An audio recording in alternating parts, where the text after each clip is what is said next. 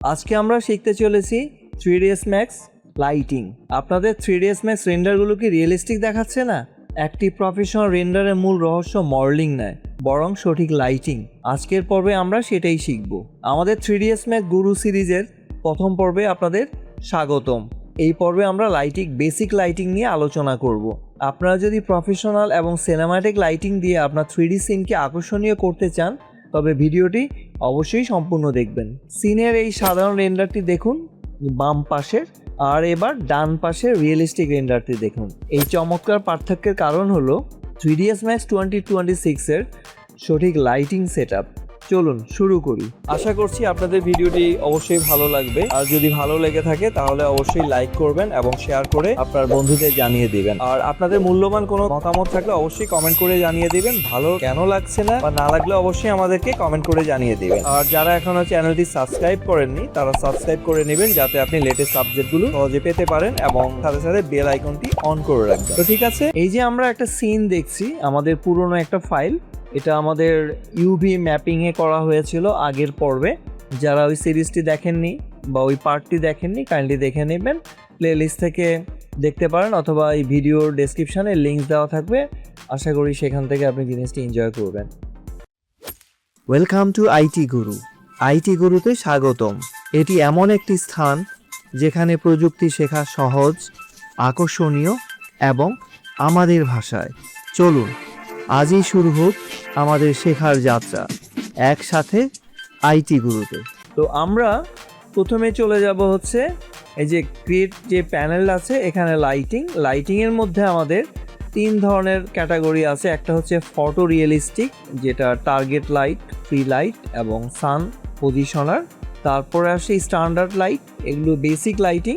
এখানেও ঠিক একইভাবে target spot, free spot, target direct, free direct, অমনি এবং স্কাইলাইট। এরপরে আসে আর্নল্ড রেন্ডারের জন্য আর্নল্ড লাইট, ওটা বিশেষ লাইট যেটা শুধুমাত্র আর্নল্ড রেন্ডারের কাছে ব্যবহার করা হয়। তো আজকে আমাদের আলোচনা হচ্ছে বেসিক লাইটিং, যেটাকে আমরা বলি স্ট্যান্ডার্ড লাইটিং।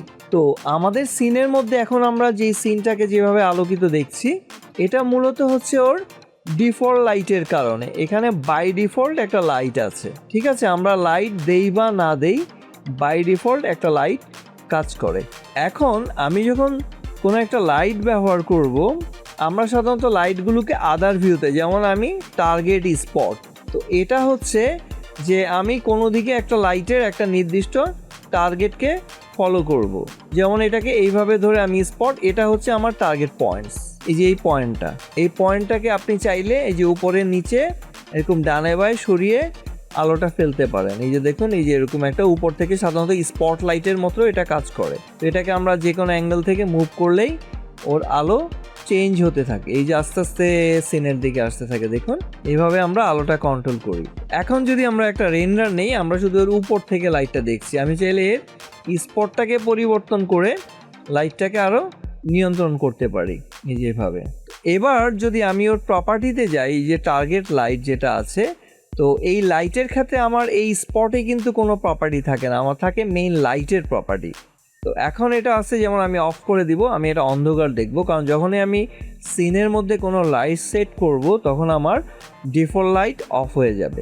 এখন আমি অন করলাম, আমি চাইলে এটাকে স্পট না দিয়ে ডিরেকশনাল করে দিতে পারি। এতে যেটা হয় কি, লাইটের স্ট্রাকচারটা চেঞ্জ হয়ে যায়। হ্যাঁ, তো এখন এটা আমার অন আছে। আমি এর ধরেন অ্যাটমসফেরিক যে ইফেক্টসগুলো আছে বা ইন্টেন্সিটি যেগুলো আছে সেগুলোর আমি পরিবর্তন করে, এই যে যেমন লাইটের হটস্পটটা বাড়িয়ে দিতে পারি এভাবে, তারপরে ফ্ল্যাপটা বাড়িয়ে কমিয়ে দিয়ে আলোটাকে আরও বেশি ছড়িয়ে দিতে পারি। এরকম কিছু প্রপার্টিজ আছে যেগুলোর মাধ্যমে আমরা লাইটকে কন্ট্রোল করি। এরপরে মাল্টিপ্লায়ার লাইটের তীব্রতা আমরা বাড়িয়ে দিতে পারি, একদম কমিয়ে ফেলতে পারি। অনেকটা যে রিমোট কন্ট্রোল দিয়ে যেভাবে আমরা লাইটের আলো নিয়ন্ত্রণ করি, ব্যাপারটা সেরকম আলো আধারির একটা অংশ। আবার এখানে আছে লাইটের কালার। এই ধরনের প্রপার্টিগুলো সব জায়গায় আমরা চাইলে লাইটের মধ্যে একটা ফিল্টার দিতে পারি। আমি চাইলে এটাকে একদম ব্রাইট হোয়াইট করে দিতে পারি, যেরকম ব্রাইট হোয়াইট, ওকে। আবার আমি চাইলে এটাকে একটু ডার্কার করে দিতে পারি। ইট ডিপেন্ডস অন যে আমরা লাইটটা কীরকম। লাইটের সাধারণত একটা ইয়েলো প্যাটার্নের একটা লাইট থাকে, ধরুন আমি এই কালারটা দিয়েছি।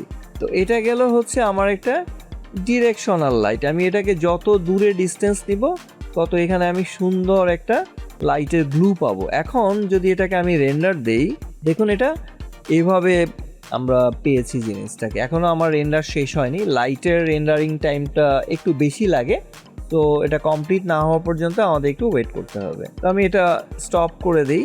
এখানে এটা দেরি হচ্ছে, কার্স শ্যাডো একটা প্রপার্টি ইউজ করা হয়েছিল, তো ওটা যদি আমরা অফ করে দিই তখন আর এত সময় লাগে না। এই যে এখানে শ্যাডোজ দেওয়া আছে, রে ট্রেসার, শ্যাডোটা আমরা চাইলে অফ করে দিতে পারি। তো এরকম বিভিন্ন প্রপার্টিজ আছে যেগুলোর মাধ্যমে আমরা ইন্টেন্সিটি বাড়িয়ে নিতে পারি। আচ্ছা, এই লাইট আমি অফ করে দিলাম।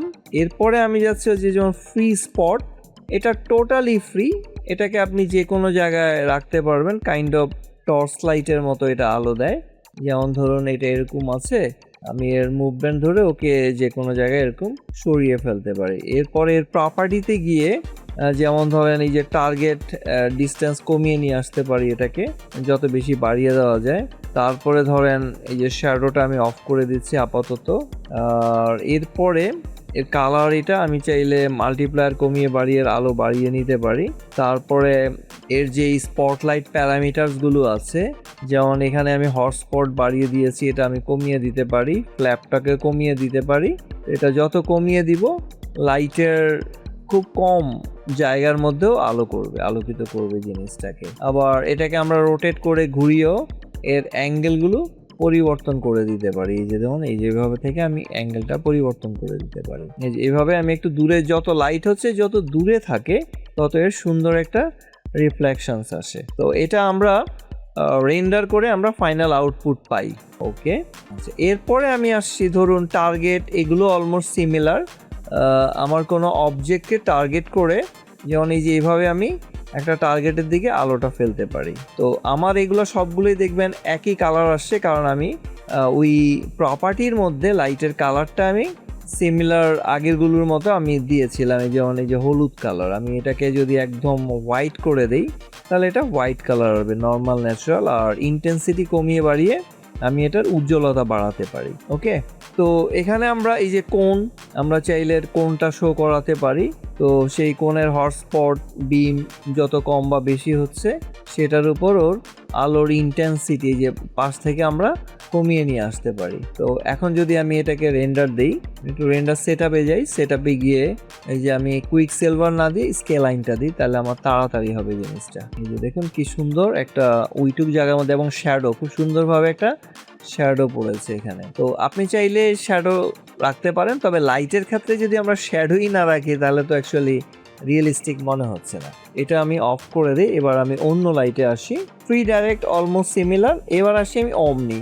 এই অমনিটা হচ্ছে অনেকটা বাল্বের মতো, এটা যে কোনো দিকে আলোকিত করতে পারে। তো এটাকে আপনি যত উপরে তুলবেন তত নিচের দিকে আলো হবে, যত নিচে নামাবেন তত উপরের দিকে আলো হবে। তো এগুলো বিভিন্ন ডিরেকশনে আমরা এই লাইটগুলো বসাতে পারি। এই যে এরকম ভাবে উপরে নিচে করে আমরা, এর কিন্তু কোনো অ্যাঙ্গেল নেই, আপনি এটাকে সরাসরি অবজেক্টের খুব কাছাকাছি জায়গাও নিয়ে যেতে পারবেন। যেমন এরকম আপনি রাখলেন, যে এখানে একটা আলো ফেললেন, এখান থেকে নিচ থেকে সে আলোটা ফেলছে এরকম। আবার ওর ভিতরে আপনি এটাকে সুন্দর করে বসিয়ে দিতে পারেন। আবার পিছনে আপনি রাখতে পারেন যে নিচ থেকে একটা আলো হচ্ছে, যে সুন্দর একটা স্পট তৈরি হয়েছে এখানে। তো আমরা একটু রেন্ডার করে দেখি কেমন হয়।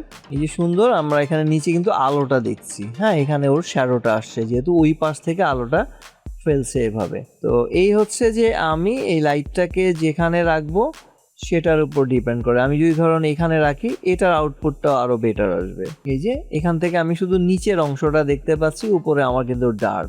সো আমি চাইলে একাধিক লাইট এখানে ইউজ করতে পারি।